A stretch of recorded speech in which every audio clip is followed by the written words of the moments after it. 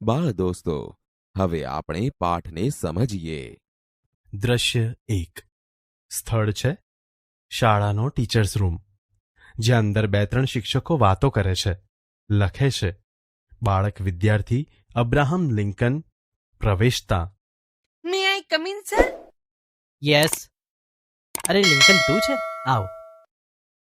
બોલ, કેમ ચાલે છે તારો અભ્યાસ? મહેનત કરું છું, વળી આપનું માર્ગદર્શન પણ મળે છે. Very good. મેં સાંભળ્યું છે કે ભણવાની સાથે સાથે તું નોકરી પણ કરે છે. જી, તારા મા બાપ? તેઓને મારા શિક્ષણનો ખર્ચ પરવડે તેમ નથી, એટલે હું પોતે જ. સમજી ગયો. તારા જેવા પરિશ્રમ પ્રિય વિદ્યાર્થી માટે મને ગર્વ છે. Thank you sir. મારે નિસંકોચ જે કહેવું હોય તે બોલ. આપે ક્લાસમાં ગઈકાલે જે પાઠ શીખવ્યો તે વિશે વધુ જાણવાની મારી ઈચ્છા છે, અને એ માટે બીજી ચોપડી જો આપની પાસે હોય તો મને વાંચવા. હા, આપીશ. તારા જેવા જિજ્ઞાસુ વિદ્યાર્થીને પુસ્તક આપીને મને આનંદ થશે. શિક્ષક ખાનામાંથી પુસ્તક કાઢીને આપે છે. આભાર સાહેબ. 2-3 દિવસમાં જ હું આપને ચોપડી પાછી આપી દઈશ. ઉતાવળ નથી, નિરાંતે વાંચીને પછી આપજે. Thank you sir, thank you. ખૂબ પ્રગતિ કર બેટા, ખૂબ પ્રગતિ કર. Okay sir, bye. યસ, આવજે. અબ્રાહમ લિંકન વિદાય લે છે. દ્રશ્ય 2. સ્થળ છે અબ્રાહમ લિંકનનું ગરીબ સ્થિતિનું ઘર. રાતનો સમય છે. ઘડિયાળનો ટીક ટીક અવાજ થાય છે. લિંકન સૂતા સૂતા શિક્ષકે આપેલ પુસ્તક વાંચે છે. ઊંઘ આવતા ઊંઘી જાય છે. પુસ્તક છાતી પર છે. પડખું ફરે ત્યારે પુસ્તક બીજી તરફ પડી જાય છે. સંગીત, મોર્નિંગ ટ્યુન વાગતા લિંકનની આંખ અચાનક ખુલે છે. ઓહ, સવાર પડી ગઈ. પુસ્તક વાંચતા વાંચતા મને ક્યારે ઊંઘ આવી ગઈ? અરે, ચોપડી ક્યાં ગઈ? ખાટલામાં શોધે છે. છેવટે ભીંત પાસેથી નીચે તરફથી તેને મળે છે. અરે, આ ચોપડી તો પલળીને તદ્દન ખરાબ થઈ ગઈ છે. બાપ રે, રાત્રે સારો એવો વરસાદ પડ્યો લાગે છે. અહીંથી વાછટ આવવાના લીધે જ પુસ્તક પલળી ગયું. ઓહ, હવે સરને હું શું જવાબ આપીશ? મારી પાસે તો એટલા પૈસા પણ નથી કે નવી ચોપડી ખરીદીને સાહેબને પાછી આપી શકું. શું કરું? જુઠ્ઠું બોલું? સરને જઈને એમ કહું કે પુસ્તક કોઈ ચોરી ગયું? ના, એના કરતા એમ કહું કે રસ્તામાં પડી ગયું.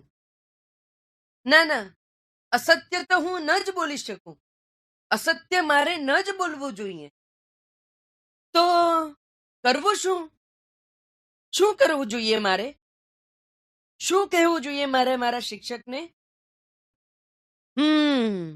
રાઈટ. મારો જ આ નિર્ણય યોગ્ય છે. ફક્ત આ જ નિર્ણય. સાહેબ મને જે કંઈ સજા ફરમાવશે તે હું ભોગવીશ, પણ જુઠ્ઠો તો હું નહીં જ બોલું. અત્યારે જ સાહેબ પાસે હું જઈશ અને હું એમને સાચે સાચી વાત કહીશ. લિંકનને સાચા અને મક્કમ નિર્ણયનો સંતોષ થયો. દ્રશ્ય 3. સ્થળ છે અગાઉનો જ ટીચર્સ રૂમ. સવારનો સમય છે. લિંકન સાહેબની સામે ઊભો છે. બોલ, કઈ મદદની જરૂર છે તારે? સર, આપે મને જે ચોપડી આપી હતી તે હજુ સુધી તું વાંચી શક્યો નથી. કશો વાંધો નહીં, 2-4 દિવસ રાખ તું તારી પાસે, પણ વાંચ. બહુ સારી ચોપડી છે.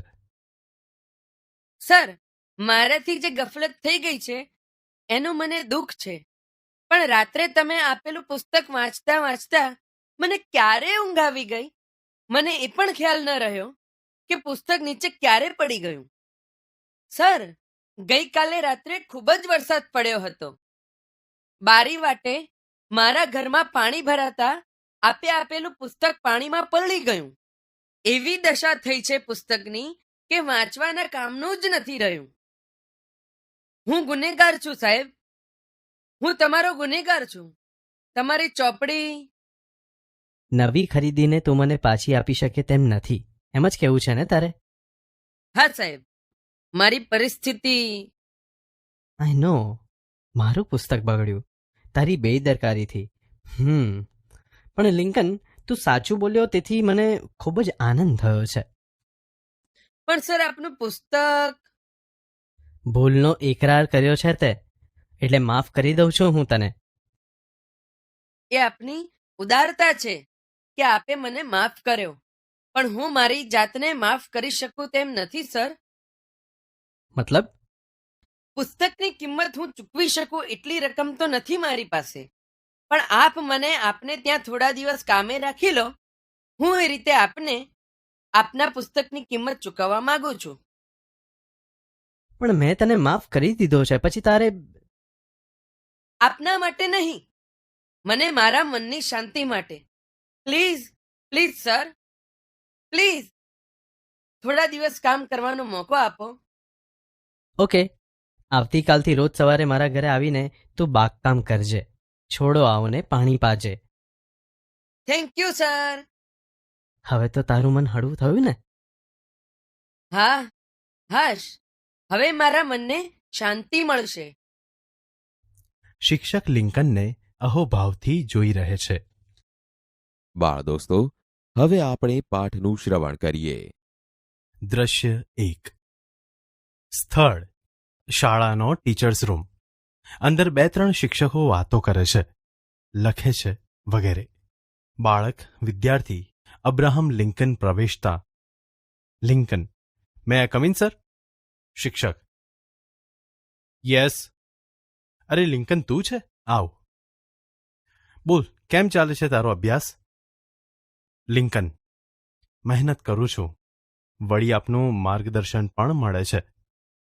શિક્ષક, વેરી ગુડ. મેં સાંભળ્યું છે કે ભણવાની સાથે સાથે તું નોકરી પણ કરે છે. લિંકન, જી. શિક્ષક, તારા મા બાપ?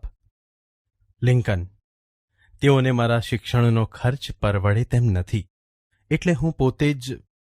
શિક્ષક, સમજી ગયો. તારા જેવા પરિશ્રમ પ્રિય વિદ્યાર્થી માટે મને ગર્વ છે. Lincoln, thank you sir.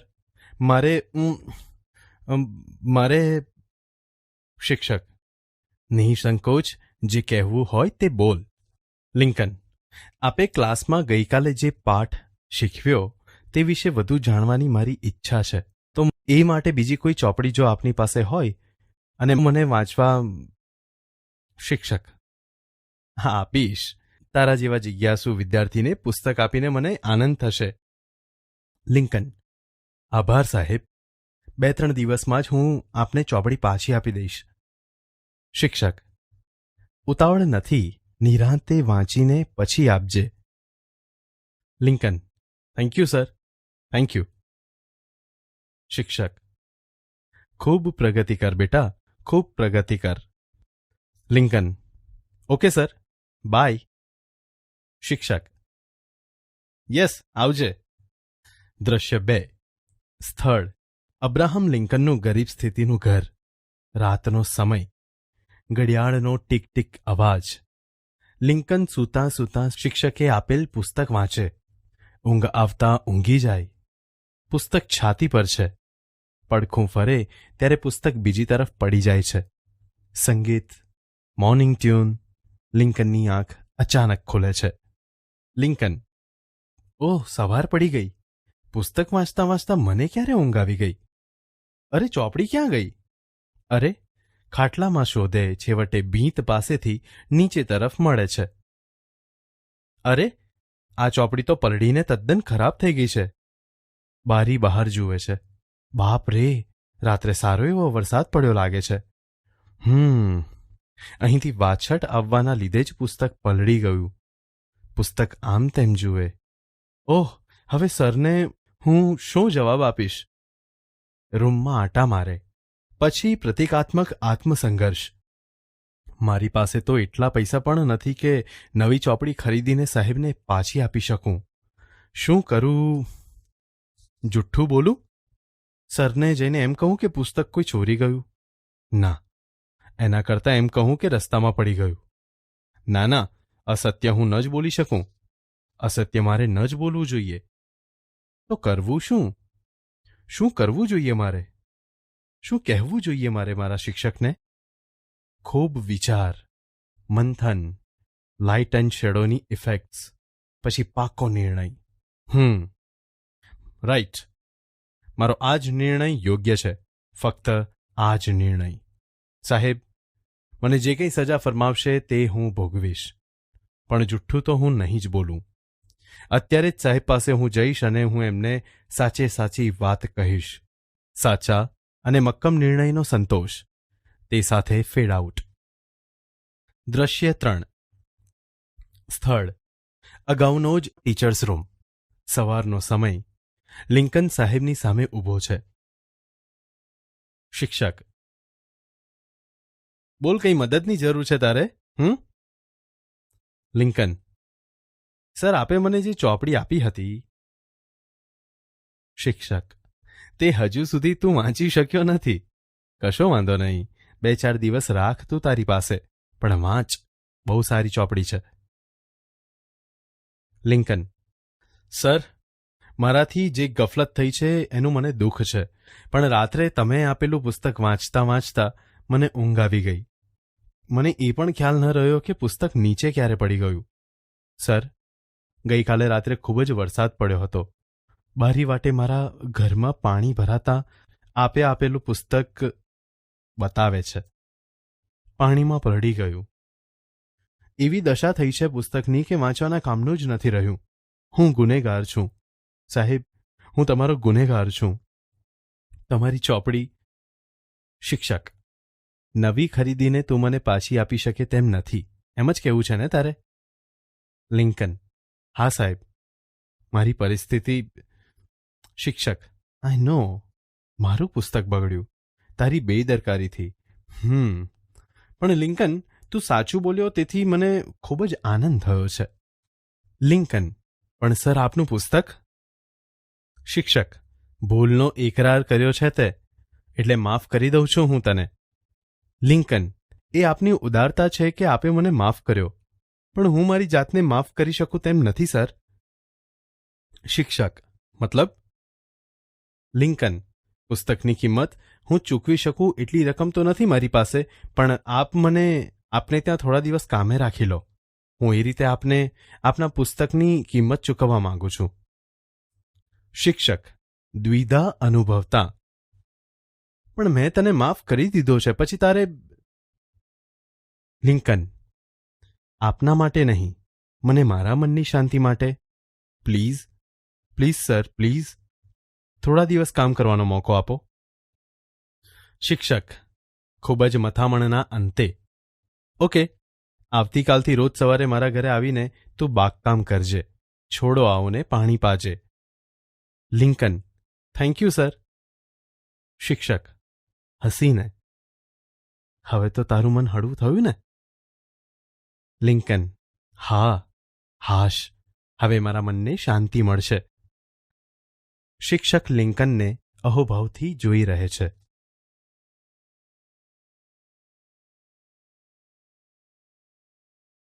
પાઠ 10: ભૂલની સજા.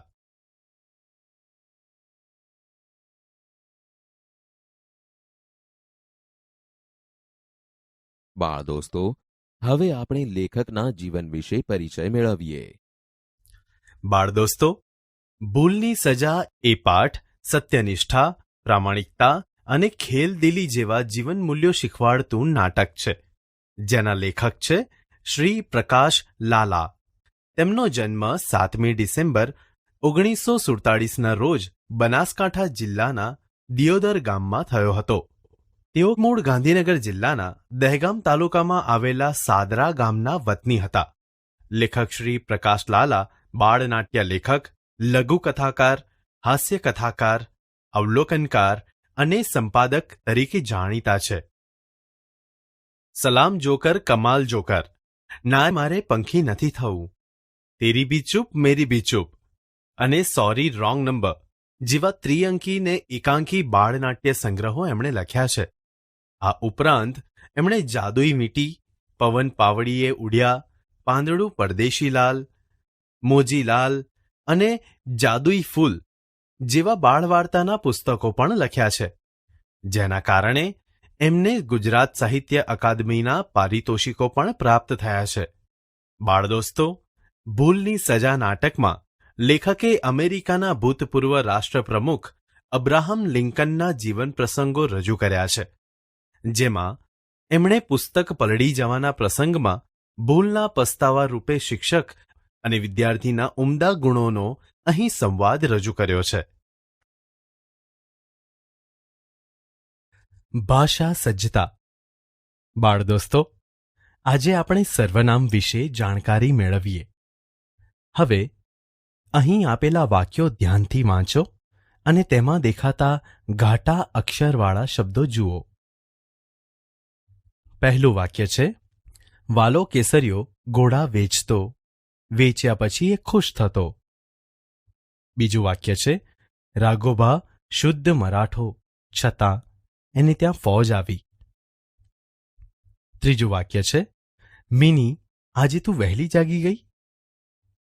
ચોથું વાક્ય છે, છોટું આવું કરવું તારા માટે સારું ન કહેવાય. પાંચમું વાક્ય છે, વારસ અમે કરતારના, અમે બાંધવ સરદારના. બાળ દોસ્તો, અહીં આપેલા વાક્યોમાં તમે જોશો કે એ, એને, તું, તારા અને અમે જેવા પદો કોઈ ચોક્કસ વસ્તુ કે વ્યક્તિ વિશે વાત ચાલતી હોય ત્યારે વપરાયા છે. જેમ કે અહીં આપેલા પહેલા વાક્યમાં તમે જોશો કે એ એટલે કોણ? તમે જ કહેશો કે અહીં ઘોડા વેચનારો વાલો કેસરીયો છે, એટલે અહીં વેચ્યા પછી વાલો કેસરીયો બહુ ખુશ થતો. એ વાક્યને બદલે વેચ્યા પછી એ બહુ ખુશ થતો. એ રીતે અહીં વાલો કેસરીયો વ્યક્તિ માટે વપરાયેલી સંજ્ઞા એકવાર વપરાઈ છે અને પછી બીજી વાર આ સંજ્ઞાને બદલે એ પદ વપરાયું છે. બાળ દોસ્તો, આવી જ રીતે બીજા બધા વાક્યો સમજીએ. બીજા વાક્યમાં રાઘોબા સંજ્ઞાને બદલે એને પદ. ત્રીજા વાક્યમાં મીની સંજ્ઞાને બદલે તું પદ. ચોથા વાક્યમાં છોટું સંજ્ઞાને બદલે તારા પદ. છેલ્લા એટલે કે પાંચમા વાક્યમાં અમે પદ વપરાયું છે. બાળ દોસ્તો, અહીં આપેલી બંને ખાસ બાબતો ધ્યાનમાં રાખો. કોઈ પણ વસ્તુ કે વ્યક્તિ વિશે વાત ચાલતી હોય ત્યારે તે વસ્તુ કે વ્યક્તિને માટે વપરાયેલી સંજ્ઞા એકવાર વાપર્યા પછી એટલે કે વારંવાર વપરાતી નથી, પણ તેના માટે એ, એને, તું, તારા અને અમે જેવા પદો વપરાય છે. બોલનાર વ્યક્તિ પોતાને માટે હું અને સાંભળનાર વ્યક્તિ માટે તું કે તમે પદ વાપરે છે. આમ આ રીતે હું, અમે, આપણે, તું, તમે, એ, તે વગેરે પદો સંજ્ઞાને બદલે વપરાય છે. ટૂંકમાં કહીએ તો સંજ્ઞાને બદલે જે પદ વપરાય તેને સર્વનામ કહેવાય છે.